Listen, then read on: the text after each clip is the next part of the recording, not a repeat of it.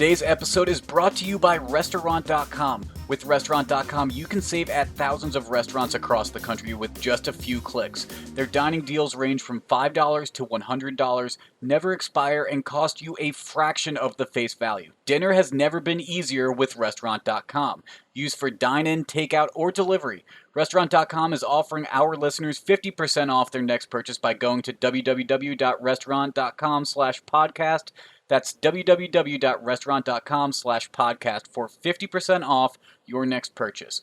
Restaurant.com, the best deal every meal. Now, on to episode 82 of The Next Best Bet. I'm Jake Higgins with Brett Levy, as always. We got the MLB postseason ramping up with the divisional series going on now. Maybe the final NBA Finals game in the bubble, and we got some college football and NFL to get to. But first, Brett, let's go into hindsight Higgins. It's kind of the tale of two chapters in a sense. I mean, I went 4-0, and while you got one bet that's still out to play, your day was not as easy. Well, I can't go undefeated every week, Higgins. I gotta lose sometimes, and I guess all my losses just came at the same time. 0-3 is not where you want to be, but the Houston Astros may save me with their Series W if they can pull that out on Thursday or Friday. Yes, they have a 2-1 lead right now in the best-of-5 series, so they might take it still. However, the Athletics, they did get the win today to make it 2-1, so we'll see how that goes on Thursday. Now, before we get into our Beginners Boulevard real quick, I do want to say I love the back-to-back-to-back days that the MLB postseason's doing with this. Since there's no travel days, they're just cramming it all in like it's the regular season of 5 days, 5 games.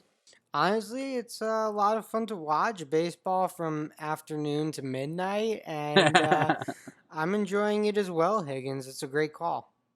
Now let's get into Beginners Boulevard now. We're going to go back to some of the basics, talking about laying points. Now this is a term you'll hear either sharps or some handicappers use. Maybe you'll hear a friend saying that they're laying points, and that means that they're just picking the favorite. So let's say you're on a football game where the line is 2.5. If you say you're laying points with Dallas, then you're taking Dallas at -2.5. Now, that is not the line in the Dallas Giants game this week. That line is actually at 9.5 if you would take the Dallas Cowboys. But we'll be getting to that NFL in a little bit, right, Brett? Definitely, and I would not lay the points with Dallas this week, Higgins. They should not be 9.5 favorites versus anyone. Ooh, playing your hand of a little bit of some of the picks you might be giving out later. But before we get to the NFL, we're going to jump into the MLB because, like I said, 5 days, 5 games, and because of that and the games going from noon until basically midnight on the East Coast for you, Brett, it's very limited on how much time you have with these lines before the games start. I mean, we have the Braves Marlins for Thursday on Wednesday night, but we don't have any of the other games because probable pitchers haven't been announced yet. Yeah, and I mean, talking about the Padres who are playing the latest game every night, their pitcher's not being announced like till afternoon on the East Coast on the day of the game. So it's been tough to get your bets in ahead of time. You have to really be following this stuff. And let's preview this Braves Marlins game because today or Wednesday's game was interesting. Not a lot of scoring in that one. A 2-0 win for the Braves. Yes, the past 2 games have been night and day. The game 1, the Braves won 9-5. Game 2, the Braves won 2-0, and I think it really just speaks of the pitchers' matchups. And that's why if you take a look at who is on the mound in Game 3, it's why I'm going to be on the over 8.5. Kyle Wright versus Sixto Sanchez. Kyle Wright for the Braves. He had a 5.21 ERA during the regular season, and while he did get the win in his last outing, that was all the way back on September 25th against the Red Sox. So he hasn't pitched in the postseason yet.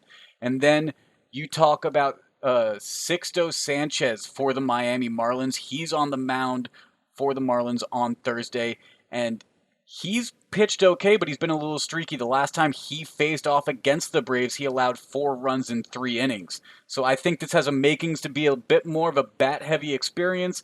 Over 8.5 feels pretty good to me. Yeah, I mean, this is obviously the biggest start of Sixto Sanchez's young career. And, the Marlins are trusting him with their season on the line. So, big spot. Certainly interesting. Obviously, this is Atlanta's weakest pitcher they've thrown out in the series thus far. So 8.5 certainly seems within reason. I would lean Miami on the money line. They're plus 125, but I'm not ready to go there, Higgins. I don't have a strong enough conviction in this one. I might find myself on Miami before the game first pitch tomorrow on Thursday. But a good thing to remember is the Marlins have never lost a postseason series. So to go from that stat, which I believe they've won all 8 of their postseason series, to potentially getting swept, I wouldn't be surprised to see Miami put up a little bit of a fight. Yeah, I think Sanchez is probably the better pitcher in this matchup, and that would lead me to lean Miami. But again, once it gets into these bullpens, it's anyone's anyone's shot here. And it's 3 days into the bullpen, so even some of those arms might be a little tired. But let's take a look at college football, Brett, because we have seen the SEC kind of reestablish themselves at the top of the top 25 in a lot of cases. The ACC and the Big 12 are going on. Pac 12 and Big 10, they're practicing, getting ready. So, where are your eyes for this weekend of football? Well, it kicks off on Thursday night. Tulane travels to Houston, but I have my first bet on Friday, Higgins, between Louisville and Georgia Tech. Louisville 5.5 point favorites on the road. I've been betting on Louisville all season. That's kind of a team I like. I think there's a lot of value there that has not paid off for me yet. But this is the week because I think they're significantly better than Georgia Tech, and they're only 5.5 point favorites. So this is either a trap game for me, and I'm gonna get sucked right in, or it's a bad line, and I'm gonna take full advantage. Higgins, there's no ifs, ands, or buts about it. Louisville 5.5 for me. I'm locking it in. Yeah, both teams are 1-2 on the season so far. I'll probably be watching that game and flipping back and forth with the NBA Finals. However, I'm not going to be on that game. I'm saving my college football picks for the Saturday games, and my first pick is going to be on this Florida at Texas A&M game because I really like what I've seen from Florida so far this season. I mean, 2-0, they're ranked number 4 going in to face against the Aggies, who are ranked 21. And Florida is a 6.5 point favorite, and I'm going to lay the points, beginner's boulevard term. I'm going to lay the points and take the Gators. I mean, they have just played really well this season. They have impressed me so far, and I'm close to considering the over here because Florida has averaged 44.5 points per game. Texas A&M's averaging just over 21 points per game. So I think that there's going to need to be some more scoring on the Aggies side and that 56.5 might be sitting a little low. I'm not on it right now, but I wouldn't be surprised if by Saturday I find myself on that over. Yeah, this game's interesting because um, Florida's quarterback Kyle Trask. This is as close as he's going to get to playing at quote unquote home. So huge game for him. Florida's looked really good thus far this season, but Texas A&M's probably their biggest test so far. So to have that come on the road, I'm a little nervous to bet Florida here, but that 6.5 is enticing, Jake. The 6.5 is enticing. It'll be interesting to see how Texas A&M responds to their loss against Alabama last week. Bama really kicked down that door with a 52-24 win.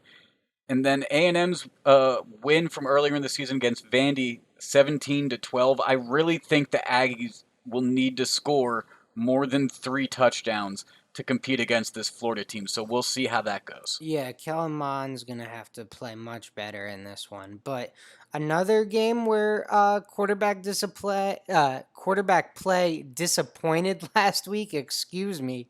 Mississippi State Costello and Leach had a huge win in their first game at Mississippi State against LSU, and they come back and lay a stinker versus Arkansas. This week they travel to Kentucky. And the books are on Kentucky here, Higgins. Minus 1.5 point favorites at home versus Mississippi State. Well, I've already seen Mississippi State beat LSU. So I'm going to take Mississippi State here in a bounce back game. I think they may have been a little too high after upsetting the national champs week one. And they come back down to earth. Actually, they got knocked back down to earth rather hard. And now they probably had a good week of practice, and hopefully they're ready for Kentucky. I like this pick because Kentucky has suffered two tough losses with an overtime loss by 1 point to Mississippi last week and then a 29-13 loss to Auburn to start the season. Kentucky lost both of those games on the spread as well, so they're 0-2 against the spread.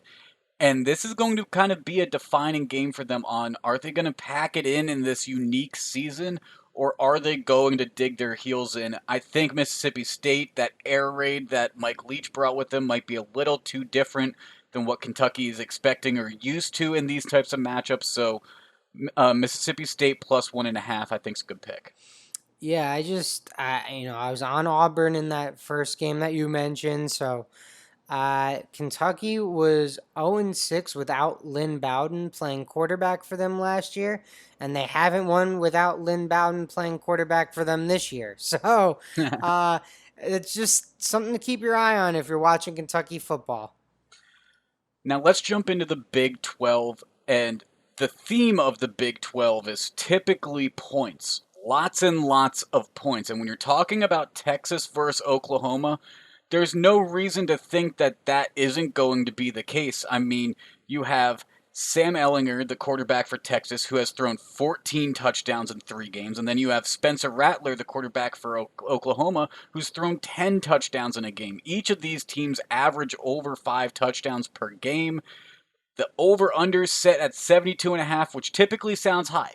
But when you remember it's a Big 12 and you've seen these in the 70s before, I'm okay with taking this over because I haven't seen either of these teams' defenses show up. I mean, Oklahoma's lost 2 games by allowing a lot of points to go onto the board.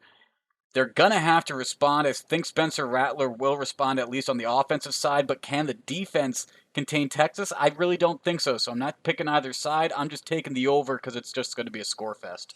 Yeah, I mean, it's definitely going to be a lot of points. 72.5 did its job. It scared me off. I'm not touching that. But all the power to you for going full steam ahead and just saying over because this game's going over. That being said, I would lean Sam Ellinger in this one. It's his last year at Texas. This is the game that you play for, especially when both teams already have a loss on their schedule. They're not going to play in a bigger game than this one this year. So, Sam Ellinger, I guess you could say he goes out on a high note and beats Oklahoma. He's beaten Oklahoma before. This is easily the biggest game of Rattler's career. So, that's something I'm looking at, and I'm leaning Texas plus 2.5, but I'm not there yet, Higgins. I do know I will be watching this one because, like you said, it's always fun, always a lot of points. Now, this game is at the Cotton Bowl, so even though Oklahoma is the home team, it is not going to be Boomer Sooner at home. This game is actually taking place in Dallas, Texas, which is always a little bit different, but probably has a strong UT following, I would imagine. It's 50-50 in Dallas. It's really right in the middle of both schools. So it's actually split pretty even. It's at the Dallas, or not Dallas, it's at the Texas State Fair. So a little bit different atmosphere this year with the fan situation than normal. It's usually a huge day in Dallas, one of the biggest days of the year. And I know all the people in Dallas, Texas are really going to be upset that they can't be at that game, but every TV will be on that game, Higgins. Absolutely. There is going to be some probably very high TV ratings for that one, I imagine. Yeah, it's definitely the game to watch in the noon hour. But another Big 12 game I have my eye on, the team that beat Texas last week, TCU, and the team that beat Oklahoma the week prior to that, Kansas State, face off in Fort Worth. So 2 games going on in the Dallas Fort Worth area. Kansas State 7.5 point dogs after TCU coming off a big win versus Texas last week. I'm gonna take Kansas State plus 7.5. I think they get it done. I think that's a great pick. I really have some questions about why this spread is so big. It kind of surprises me considering Kansas State has beaten both Oklahoma and Texas Tech. At plus 265 on the money line, that raises my eyebrow. I'm not on it. I'd say I'd lean it because of the value, but I could absolutely see Kansas State coming away and taking this win considering TCU's only 1-1 and Kansas State's got two quality wins. Yeah, I think some of it is people react week to week in college football. I mean, you know that everything's so. Oh my God! Did you see what happened last week? Right. So you see TCU beat Texas, and Texas is a much bigger name than Texas Tech. So people get excited and want to back TCU, and maybe there's a little added value on that Kansas State side. Maybe I get a little lucky here, and the spread's a little bigger than it really should be. That could very well be the thing, although I think Patrick Mahomes might argue about Texas being bigger than Texas Tech. Let's jump into the ACC though, because I like this Virginia Tech UNC ranked matchup between two teams that you typically see would be ranked in basketball, not football at the same time. Virginia Tech's ranked 19, North Carolina's ranked 8. They're both 2 and 0, both 1 and 1 against the spread. And again, I'm going the over, and it's kind of for similar reasons as the Oklahoma versus Texas game. One of these teams averages over 40 points by themselves. Virginia Tech's averaging 41 and a half. North Carolina's averaging 28 and a half. And so I don't really expect the defenses to be playing as much of a part as the offenses will. Boston College, they scored 22 on North Carolina last week in a win that North Carolina barely got with 26 points. And then that's being averaged with the Syracuse game, which we know was horrible. Syracuse only scored 6 points. That was a tragic game for us Orange fans to watch. But I think this is going to be an entertaining game. I think it's going to be back and forth. I think it's going to be a fair amount of scoring, and 59 and a half doesn't seem too low for me. Yeah, I really have no gut feeling on this one. I have no idea what's gonna happen. UNC has been a disappointing team to me this year. I think people had pretty high expectations for them, thought they might be able to challenge Clemson based on the way their schedule was set up and Sam Howell at quarterback, some of the other talent on the roster, but uh, they really haven't impressed, Higgins. You said last week the Syracuse game was a bummer as well. I mean, I know the score ended up being pretty dominant, but UNC was bad for about 3.5 quarters in that one. Hey, your record doesn't say how you won, it just says whether or not you did win. So they're 2 and 0, they're still ranked 8th. The wins might not have been as pretty as was expected of this team coming out, but they're still 2 and 0. Haven't played Clemson yet, so to necessarily take that out in Well, terms of yeah. competing with them, they absolutely still can. No, I mean, they won't face Clemson until the conference championship. So that's why people think they could get there. Um, they have to play better the rest of the way than what they've shown so far. But to your point, they're still unbeaten. So the best time to learn lessons is while you're still winning games. Four unbeaten ACC teams with conference records of 2 and 0. We mentioned Clemson, North Carolina, and Virginia Tech. The fourth one is Ooh, Miami. there you go. Hey, There you go. Miami. And they play Clemson this week. College game day travels to Death Valley, Miami. 14.5 point dogs on college game day. Any shot they cover? Well, so we're automatically going to go from four undefeated ranked teams down to two undefeated teams in the ACC.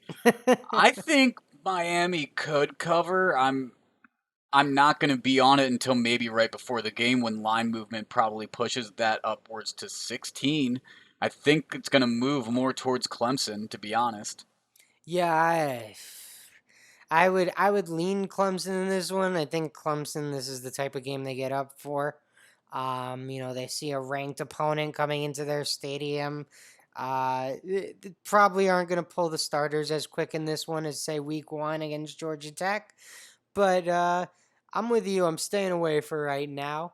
Another interesting ACC matchup in my mind, Higgins, and it's only an ACC matchup this year. FSU at Notre Dame.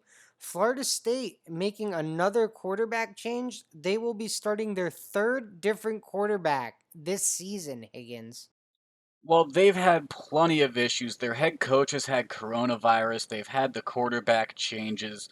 They've lost to Georgia Tech to start the season. I mean, they finally got a win against Jacksonville State, That did not but come they easy. but they allowed 24 points exactly. So I mean, it has been not the season that many Seminole fans have expected. I mean, but what do you expect when you have a brand new coach? Yeah, I mean, the you want to talk about that Jacksonville State game? Well, that's what prompted this quarterback change. The starter wasn't getting it done. Backup comes in. They pull out a miracle victory. Backup gets the start in South Bend, Indiana. So congratulations, that's your prize. Your 20.5 point dogs to Notre Dame. And let's just close it out our ACC theme here, Higgins. Go Cuse. Like that's kind of all we can say. Go That's Cuse. it's Two and a kind of all half we can point say. dogs. It's kind of all we can say. I don't really have much hope. I mean, Duke's 0-4, so that's really the hope I That's have, good. but They have Chase Syracuse has Bryce. not impressed me at all, really, and Chase Bryce showed that he knows how to beat Syracuse before, so that's Yeah. not comforting. No, I'm a little nervous about this one. I'm nervous that an 0-4 team is 2.5 point favorites in our building, but So, I'll probably well, wake here's up an on interesting thing Saturday. about that. It's in our building. Duke is the favorites on the sports book. However, according to the ESPN's Football Power Index, Syracuse has a 56.8% chance of winning the game. We're back like Texas, Higgins. It's gonna happen. I'd be very honestly. I don't care what sport it is. If Syracuse makes Duke 0-5 in anything, I'm pretty happy. Like women's field hockey, volleyball, football, any sport, Duke's 0-5, I'm okay with it. I agree. I agree. All right, that's our college football segment. Let's talk about some money line magic. We've talked about not having a lot of the baseball lines until kind of the day of. I don't know if you've seen Brett, but I've been posting my MLB picks on our social media because I've been doing okay with them. I got my two over hits on Tuesday. I did okay yesterday and today. So we'll see how it goes. But one of the ones I did pick was the Athletics over the Astros, and that's our money line magic because they had a late storm comeback. Oh yeah, what a great pick by you. You saw it into the future. You saw your crystal ball and you said Chad Pinder is going to have the game of his life. Chad Pinder's homers twice in this one as the A's were able to stay alive. The A's were down 7-4 heading into the seventh when Pinder hit his second home run of the game. And then in the eighth, the A's would take the lead on a Murphy sac fly to right. Two batters later, another run would score on a sac fly, and that would be all she wrote, Higgins. Now, I saw an interesting tweet during the game from an ESPN insider that said in postseason history, teams that hit 4+ home runs are 65-8. And he tweeted this out when the A's were down 7-4 in the fifth inning. Now, teams that hit 5 home runs were 7-0 all time before this game. And then there's only one team that has hit 6 home runs in a game, and that was the Cubs in 2015, and they won that game. So the Oakland A's came back and they followed what the statistics say of if you hit 4 home runs in a game, you should be the winner in the postseason. It makes sense, just probably not as you would script it up if you heard it beforehand. Right. You would have thought they would have been leading throughout, not having to come back in the eighth and seventh. So, a big win for the A's, and they live to survive another day. Yes, they do. Speaking of live to survive another day, the Miami Heat in Game 3 snuck out a win in rather dramatic fashion, so it's a 3-1 series now after the Lakers took Game 4 on Tuesday night. Game 5 is going to be on Friday, Brett. What are your thoughts between this game that has the Lakers favored by 7 right now, but we saw Bam Adebayo come back in Game 3? Yeah, we did, and obviously Drodrik's gonna try and come back as well. I don't know if he can play with that foot injury. That's pretty tough. He's Um, tried to practice, I've seen, but yeah, it's tough, is right. he's gonna give it all. He's gonna give it his best shot. He's gonna, beg to be out there with his teammates because it's the finals. Like this is what you play for. He doesn't know if he'll get this opportunity again, so he wants to be out there, but. Unfortunately, Plasher injury is very tough to overcome. Uh, but I'll say this, Higgins. The spread in this one is 7. I'm a little nervous about that number. It's not big enough for me to take the underdog, and I have a little bit of a feeling after spending almost 4 months in this bubble some of these guys might be ready to get out of there, and if that game gets to 10 points, it might be a little bit tougher to fight back and claw back into this one. Now, it is the NBA Finals, and it is what you spend your whole life playing for, so I'm not going to say that they're not going to give it their all to climb back into it, but just one of those things where you've been somewhere for 100 plus days. Sometimes you're ready to get out of there. I do understand that aspect, but I also understand the aspect of the young bench like Tyler Harrow and Duncan Robinson from Miami Heat. They're used to playing in these empty gyms from AAU ball and stuff like that. They may be a little more willing to be like, I'm in the finals. Like, I'm going to make the most of this. I mean, we saw Tyler Harrow take a shot in game 4 that ruined the line. I was on the Lakers minus 7.5 in game 3 as part Moved of a a lot of parlay. money. Moved a lot of money because it went from a 9 point lead that the Lakers had to a 6 point win, unfortunately. But I wouldn't be surprised to see Miami fight back, and at +7, considering Miami has beaten the spread in both of their past 2 games, I'll take them to do it again in Game 5. Now, one thing that does worry me, though, is the Lakers are wearing their Black Mamba inspired uniforms for Kobe. And Yes. it's a little special. It's a little special. Yeah, so they were originally going to wear them in game 7, but it doesn't seem like the Lakers think there's going to be a game 7, so they bumped it up to game 5. Not a bad move. Should anger the Miami Heat, though, give them a little something to play about. Yeah, definitely. Anything for the bulletin board, right? Get a little bit extra. Miami +7, I like that line, and who knows if Goran does end up playing, that line could end up moving a little bit more. But Butler had a great game with his triple double. Tyler Harrow, Duncan Robinson have shown they've done well. Jay Crowder and Bam Adebayo doing well on the paint, trying to contain AD the best they can. I think it's been a pretty good series so far. I wouldn't be surprised if Miami happens to be able to sneak another one out. Yeah, I mean Miami's a good team. They didn't get here by accident, so I'm sure they'll put up a good fight. I'm not willing to bet it just because, you're down 10, been somewhere for 100 days. Maybe it's not the end of the world to go home and see your family. Yes, I understand that. Although some of them probably have their family in the bubble with them now. True, true. Let's move into the NFL.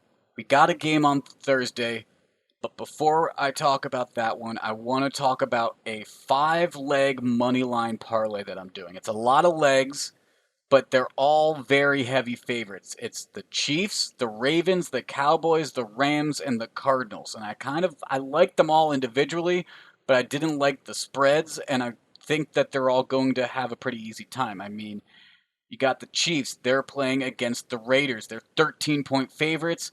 Considering Stephen Gilmore tested positive for coronavirus, they played the Chiefs on Monday. There could still be some positive tests that come out from that. That has me a little apprehensive of the spread. However, I think the Chiefs are still the better team here.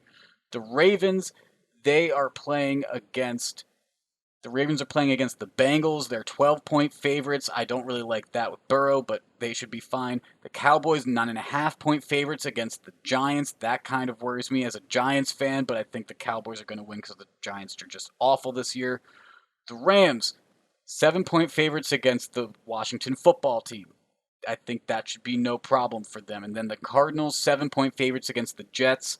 I think same thing shouldn't be a problem for them. So plus 146 for 5 heavy favorites.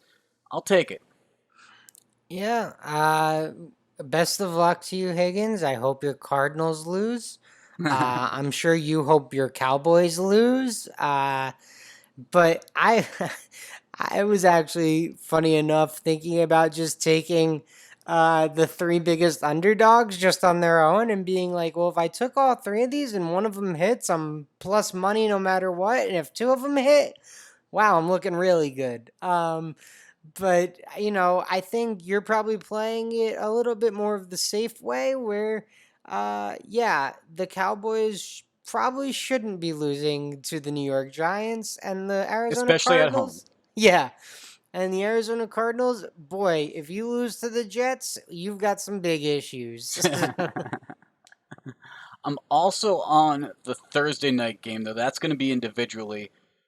Tampa Bay travels to Chicago. It's two teams that are 3-1. Both of them are also 2-2 against the spread. The Bucks are 3.5-point favorites, and I'm taking it. I like it. I think Tom Brady holds a bit of a grudge. He's facing off against Nick Foles. Foles is who beat him in the Super Bowl in Super Bowl 52 with the Eagles coming out on top. I think Foles did not impress a lot of people last week. Tom Brady, however, has started to get the pieces together with that Tampa team since losing in Week 1 against the Saints. And I think that Bucks defense isn't being talked about enough. And considering Khalil Mack and both of the safeties on the Chicago defense are listed as questionable right now in a short week, give me the Bucks. Give me the Bucks. It's going to be more than a field goal.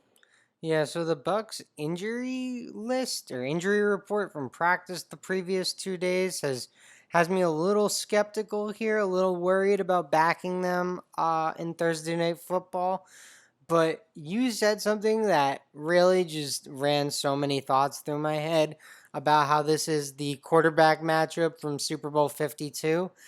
I don't think anyone, when that game was going on, would have said in 2 years we're going to be watching Bucks Bears on Thursday Night Football with these two quarterbacks. Like to think how far we've come in 2 years from that moment is Yeah, unbelievable. it really is. Considering that's not even Nick Foles' first stop from the Philadelphia Eagles. It is. That is crazy. Oh my goodness.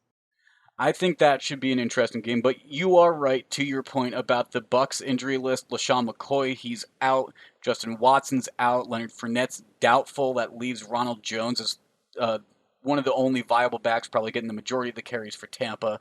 And then you got Mike Evans, who's listed as questionable, and Scotty Miller as questionable. So it is definitely a banged up Bucks offense, but Dion Bush, the safety for Chicago that came out of Michigan, he's listed as out now. Sherrick McManus, the other safety, is now listed as doubtful, and uh, Khalil Mack was questionable on Tuesday. I'm not seeing him on here as of right now, though. Yeah, and I mean, just adding to the Bucks, like OJ Howard's season done, Chris Godwin's hamstring. So it's just, I, I think there's no doubt they're the better team than the Bears. It just has me nervous. All these injuries, and Nick Foles in that Super Bowl got the best of Brady, so maybe he gets the best of him on a random Thursday night and in October in 2020. Like that Does he seems run the like Bears anything can special? happen. Does he run the Bears special? Yeah, the Chicago special, the chili chili. uh, but I'm on a different game this weekend, Higgins. Panthers Falcons. I know a shocker, but Carolina's actually only 1.5 point dogs in this one, and really, I was kind of surprised they weren't the favorite, to be honest. But due to that, I'm a little nervous about the sides in that one, and I've just decided that the best way to play this in my mind is with the over. I think both these teams can score. I think Bridgewater and Robbie Anderson have looked great together. I think Atlanta has looked pretty strong thus far, putting up points. And over 54.5 seems definitely reasonable to me.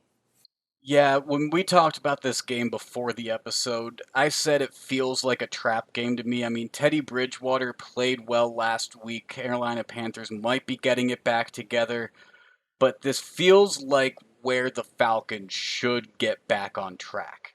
So I'm staying away on both sides of this because I could see an argument on either end. However, I feel like this really should be and needs to be where Atlanta gets a win if they want to try to still salvage this season because it's been a rough slide for them so far. Yeah, it's been a rough go for them, but not as rough of a go as the first 11 games for Dwayne Haskins, who has been replaced by Kyle Allen this weekend, Higgins.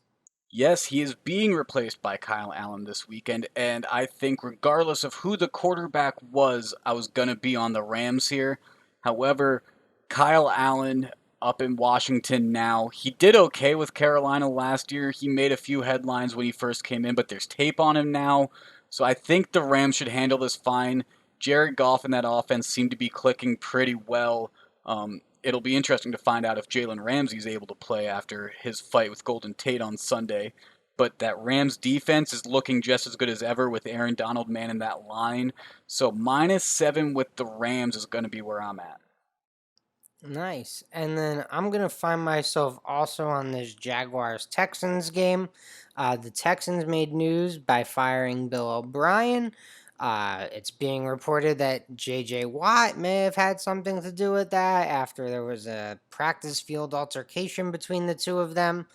I just think when a coach gets fired, the team comes out and tries to play a little bit harder for the new guy and prove that, hey, it was him, it's not us, we're still talented, you want to keep us around. So Houston -6.5 at home versus Jacksonville, a division game. I think Houston gets it done in this one for Romeo Crennel. You know, when I saw that line, I had that first same thought that you just mentioned of it's going to be the revenge game of it was Bill O'Brien, not the team around him that caused the issues. However, this also feels like where Minshew magic happens. The power of the mustache takes down Romeo Cornell's mustache because the Minshew mustache is a little bit more strong, I'd say.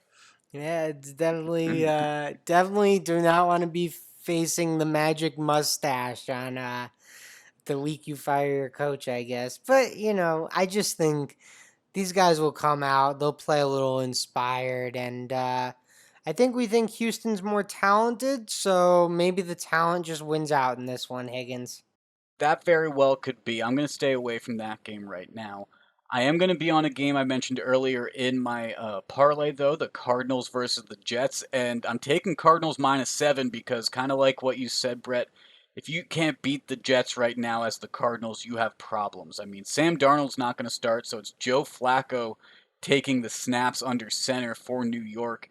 And Kyler Murray has just looked really good this year. He's had a little bit of a turnover problem with 5 interceptions, but he's playing fantastic. 4 touchdowns on the ground, 7 through the air.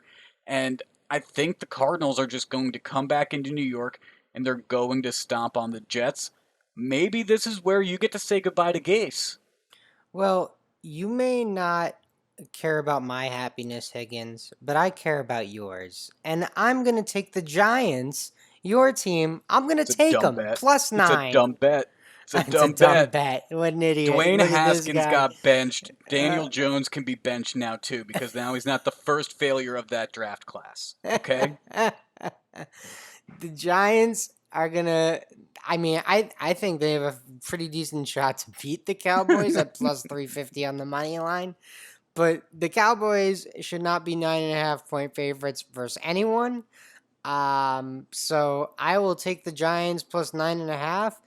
And you know what? If they lose by 8, I'm still a winner. So I hope that the Giants play well for you. I hope they play well for me. And I hope they at least cover 9.5 because they should be within 9.5 of the Dallas Cowboys. I think that defense is tons of holes all over the place. The Giants have enough weapons to get enough points on the board to keep it within 10. Yes, to your point, 9.5 is a very large spread, especially for two teams that have one win between them in a division that is 3-12-1 on the season so far. And I mean, the Giants, two of the losses that they've had have been by less than 9.5 points. One of them was by 10, and then they also got blown out by the 49ers.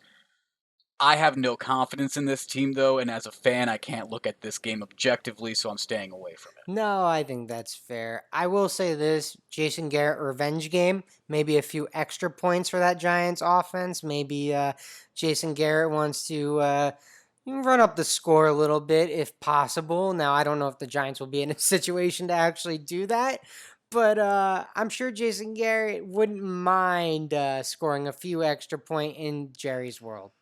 Now, to that point, the Jason Garrett revenge game, I remember in week one when the Dallas Cowboys went and played the Rams on Monday Night Football to open up the new Los Angeles Stadium.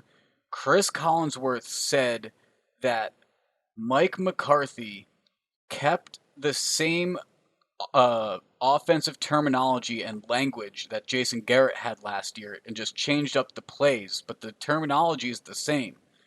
Now, I don't know if that's going to change for right now, but there needs to. I really hope there has been someone in New York that heard them say that, and Jason Garrett's passing along that information. Garrett has a ton of nuggets about that Cowboys team after being there for so long that hopefully that knowledge can translate over into a good game plan. I am just really worried about the execution of Well, I'm rooting for you, Higgins. Lose it. by less than 10. Let's go, Giants. Now, I am rooting for the team that beat the Cowboys last week. The Browns seem like they're getting their shit together. 3-1. They have a winning record. Last week was the first time they had a winning record since 2014. And they're going off and, they're playing at home and hosting the Indianapolis Colts, who are also 3-1. Now, I think Cleveland's going to get it done, though. I mean, they showed some flair, some razzle dazzle. OBJ had a rushing touchdown and a receiving touchdown. Jarvis Landry threw the ball. They didn't seem selfish. They were all having fun with it. It looked great. I think the Cleveland Browns at plus 105, slight underdogs at home. Give me the points, or not give me the points. Give me the plus odds.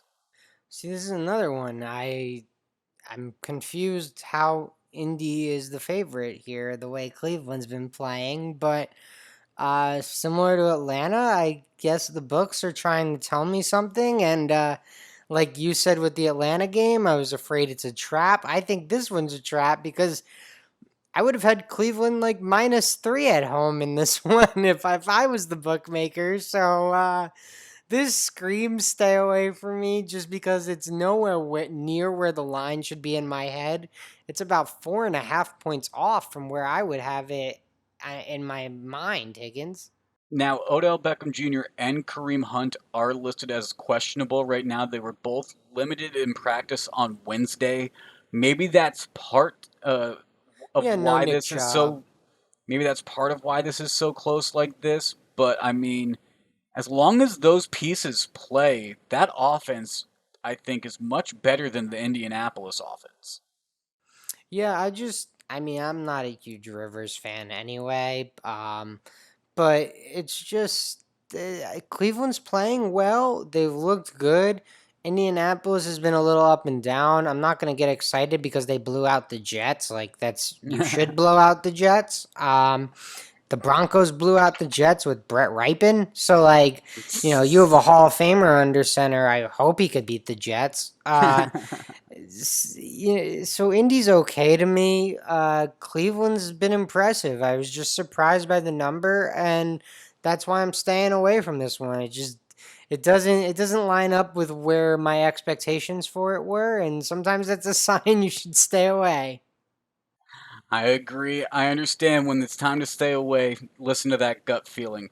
Let's jump into our pick of the pod and Levy lock though. Now, Brett, I went 4-0 and you went 0-3, so I think it's pretty apparent who has the honors here. Yeah, clearly I do, right? I clearly nailed my pick of the pod.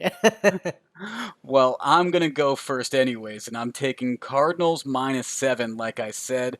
And you were just talking about the Jets and how Ripien beat them. I mean, the Jets keep just getting absolutely demolished, basically. And so 7 points for Kyler Murray Cliff Kingsbury and that Cardinals offense does not seem like too much for me, and I would love to see Chandler Jones get a few sacks in New York. Yeah, I hope the Cardinals come out and play a lot better than they did last week. I would expect them to. I think most people would as well. So I think that makes a lot of sense. I'm going to the Panthers Falcons game. I'm taking that over 54 and a half. And I just think these two teams can put up a lot of points. Bridgewater has impressed me with his connection with Robbie Anderson has been really good thus far. Mike Davis has looked good so far, and while Christian McCaffrey's been out, the Falcons are a little beat up, which worries me a little bit. But also, more points can be scored for that Panthers offense, and I think the Falcons will be able to move the ball against Carolina. So 54 and a half seems very doable to me. Well, there you go. You got our picks. Cardinals -7. The over in the Panthers Falcons game. Those are the Levy Lock and pick of the pods. Also gave you plenty of college football, some MLB, talked about the NBA. It's been a jam-packed episode 82. We'll have more picks as we get into the weekend as well, so make sure to follow us on social media at NBB Pod on Twitter, at Next Best Bet on Instagram, and the Next Best Bet Facebook page. This has been episode 82. For Brett, I'm Jake. We'll talk to you again after the weekend.